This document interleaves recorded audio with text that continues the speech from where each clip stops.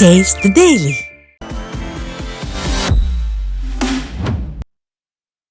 மதுரை மாவட்டம் உசிலம்பட்டி அருகே மேற்கு தொடர்ச்சி மலைப்பகுதியில் உள்ள நெல் வயல்களை யானைகள் சேதப்படுத்துவதாக விவசாயிகள் வேதனை தெரிவித்துள்ளனர். மல்லப்புரம் ஊராட்சிக்கு உட்பட்ட பகுதிகளில் 50 ஏக்கர் பரப்பளவில் விவசாயம் நடைபெற்று வரும் நிலையில் யானைகள் சேதப்படுத்தியதோடு அங்கு முகாமிட்டுள்ளதாக தெரிவிக்கப்பட்டுள்ளது. இதன் காரணமாக கடும் நஷ்டத்தை சந்தித்துள்ளதாகவும் யானைகள் நடமாட்டத்தை கட்டுப்படுத்துவதில் ஸ்டாலின் அரசின் வனத்துறை தோல்வியடைந்துள்ளதாகவும் குற்றம் சாட்டியுள்ளனர். திருவண்ணாமலை மாவட்டம் துறிஞ்சாபுரம் அருகே வீட்டை சுற்றி முள்வேலி போட்டு கொலை மிரட்டல் விடுக்கும் கும்பல் மீது போலீசார் நடவடிக்கை எடுக்கவில்லை என பாதிக்கப்பட்ட பெண் குற்றம் சாட்டியுள்ளார். மதுரா கொடிக்குப்பம் பகுதியைச் சேர்ந்த கல்பனா என்பவர் தனது நிலத்தில் தனது மாட்டினை மேய்ச்சலுக்கு விட்டுள்ளார். அப்போது இவரது நிலம் வழியாக நாகராஜ் என்பவர் அமைத்திருந்த சொட்டுநீர் பாசன பைப் சேதமடைந்துள்ளது.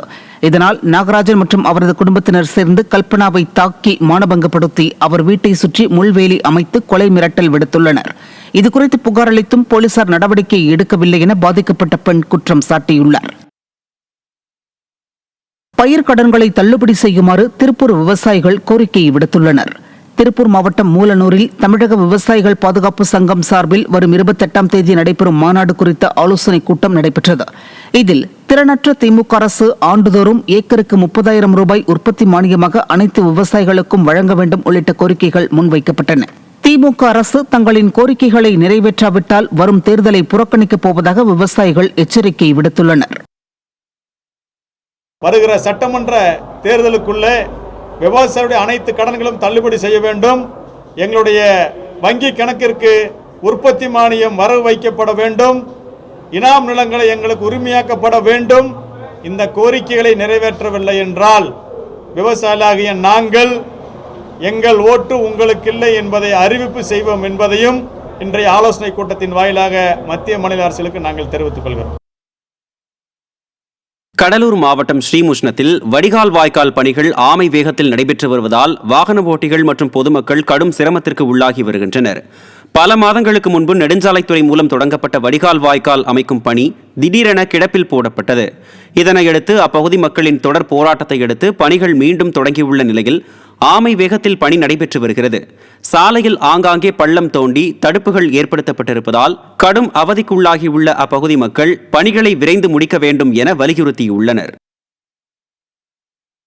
கோயம்புத்தூர் மாவட்டம் கிணத்துக்கடவில் ஆண்கள் பெண்கள் என 400க்கும் மேற்பட்டோர் வள்ளி கும்மி ஆட்டம் ஆடினர்.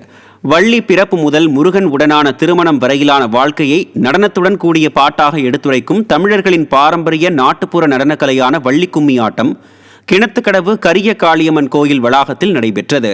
இதில் ஆண்கள் பெண்கள் சிறுவர்கள் முதியவர்கள் என 400க்கும் மேற்பட்டோர் ஒரே நிறத்தில் ஆடை அணிந்து வள்ளி கும்மி ஆட்டம் ஆடினர். இந்நிகழ்ச்சியை சுற்றுவட்டார பகுதியைச் சேர்ந்த ஏராளமானோர் கண்டு களித்தனர்.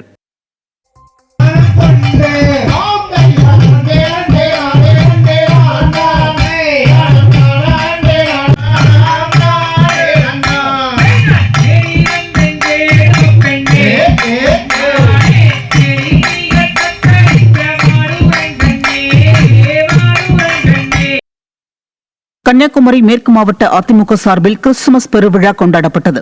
வேர்க்கிளம்பி பகுதியில் மேற்கு மாவட்ட கழக செயலாளர் ஜெயசுதர்சன் தலைமையில் நடைபெற்ற கிறிஸ்துமஸ் பெருவிழாவில் கோட்டார் மறைமாவட்ட முன்னாள் ஆயர் Peter Remigius, bishop Jain Prakash ஆகியோர் கலந்து கொண்டனர். இறுதியாக பெண்களுக்கு நலத்திட்ட உதவிகள் மற்றும் புத்தாடை வழங்கப்பட்டது. இந்த கிறிஸ்துமஸ் பெருவிழாவில் கழக நிர்வாகிகள், தொண்டர்கள் மற்றும் பொதுமக்கள் ஏராளமானோர் கலந்து கொண்டனர். கடலூர் மாவட்டம் புவனகிரி அருகே ஏர்கன் பயன்படுத்தி கொக்குகளை வேட்டையாடிய 3 பேர் பிடிபட்டனர். பூசுத்தேரி கிராமத்தில் உள்ள வயல்வெளியில் கொக்குகளை வேட்டையாடிய போது அவர்கள் பிடிபட்டனர். விசாரணையில் அவர்கள் பெரிய குமட்டியைச் சேர்ந்த ராகவன், தம்பிக்கு நல்லான்பட்டினத்தை சேர்ந்த கலையரசன், புவனகிரியை சேர்ந்த சக்திவேல் என்பதும் திண்டுக்கல் மாவட்டத்திலிருந்து 18,000 ரூபாய்க்கு ஏர்கன் வாங்கியதும் தெரியவந்தது. பிடிப்பட்டவர்களிடமிருந்து ஏர்கன், கார், செல்போன், வேட்டையாடிய கொக்குகள் பறிமுதல் செய்யப்பட்டது.